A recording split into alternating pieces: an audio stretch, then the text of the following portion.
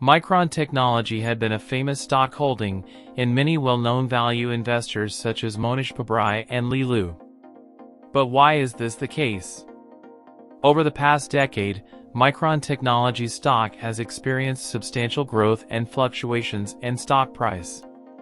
However, starting from late 2022, Micron stock faced a downturn due to various factors such as oversupply concerns, trade tensions, and weakening demand. The stock price experienced significant volatility during this period, with fluctuations reflecting market sentiment and industry trends. With all of those headwinds, why does Micron Technology loved by value investors? So, in today's video we're going to take a look at the memory giant Micron Technology. Before going any further, please hit like and subscribe button to help the channel to hit 5,000 subscribers before end of the year. The company was founded in the late 1970s by a group of passionate visionaries led by Doug Pittman and Ward Parkinson on a bold quest. They recognized memory chips' enormous potential and were motivated to revolutionize the industry. So, they launched Micron Technology in 1978 in the sleepy city of Boise, Idaho, sowing the seeds of what would become a global technology powerhouse. The early years were plagued with difficulties. The memory chip business was intensely competitive, with industry titans like Intel and Samsung controlling most of the market. They concentrated on R&D, determined to build cutting-edge items that would set them apart. Their hard work paid off in 1981, when Micron released their first significant breakthrough, the 64K dynamic random access memory chip, called DRAM. This technological miracle signaled the start of Micron's rise to fame. It paved the way for new possibilities and paved the way for a slew of groundbreaking breakthroughs.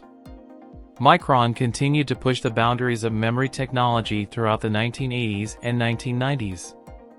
They sparked a flood of creativity by launching higher capacity DRAM chips and pioneering new manufacturing processes.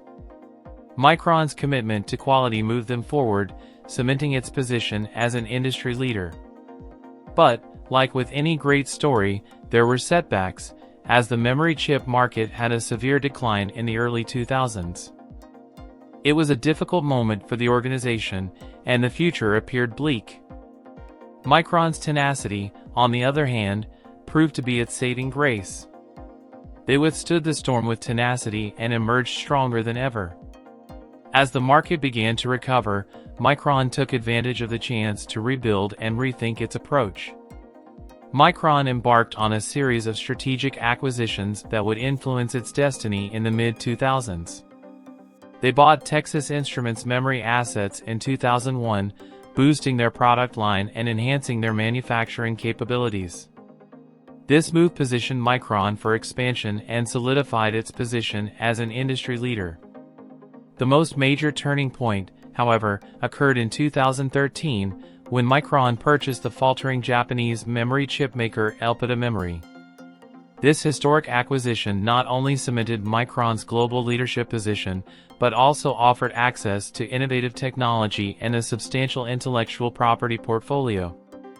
It was a watershed moment that paved the way for Micron's spectacular climb. Micron reached new heights when demand for memory chips skyrocketed in the early 2010s, spurred by the rapid growth of smartphones, data centers, and innovative technologies. The stock price of the company hit historic highs, attracting the attention of renowned value investors such as Mohnish Pabrai and LiLu. Mohnish Pabrai's decision to invest in Micron Technology was prompted by his observation that the memory business had concentrated, with three major players dominating the market. The largest position I have right now, I don't talk much about my current portfolio, but the largest position we have is Micron Technology. It's in the memory business. And for the longest time, the memory business for decades was a terrible business. Boom and bust, too many players, someone innovates, cuts their cost in half. Now all your inventory is, the price of your inventory is above the selling price, and you're losing money while they're making money hands over fist till you catch up. And maybe you can catch up or maybe you don't. And it was all of that going on, Moore's law and, prices declining. till we hit a point where we were left with three players. And we got left with, I think, three rational players. And the game changed. Now, everyone saw that there were three players, but they had so much history and pain from the decades in the memory business that they refused to believe that anything was going to be different. And my thesis about 3-4 years ago was it's completely different. Hmm. And so the thing is that if you look at a Amazon data center, and if it costs them, 200 million or 100 million to put that up, about 30% of that is going to the memory guys. Wow. So it's a tax on all the streaming, all the e-commerce, all the shopping, on everything. 30% tax. I'm sitting collecting the tax. Micron, Samsung, and SK Hynix are among the companies involved. As a result, many investors predict that the memory sector, which was a commodities business in previous decades, will stabilize and improve as memory prices remain consistent. Because of the consolidation of the memory business, the market is predominantly controlled by a small number of players. This decreases competition and promotes a more consolidated market structure. Because there are fewer participants, Micron, Samsung, and SK Hynix have more control over memory chip supply and pricing, allowing them to affect market conditions to some extent. Second, the consolidation of the memory sector means that potential new competitors will face a higher barrier to entrance. The memory chip market is highly capital-intensive, necessitating substantial investments in R&D, production infrastructure, and intellectual property. The dominance of Micron, Samsung, and SK Hynix, which have already built a market presence and the necessary resources, poses a strong barrier to entry for new players. Micron sees enormous growth potential in data centers.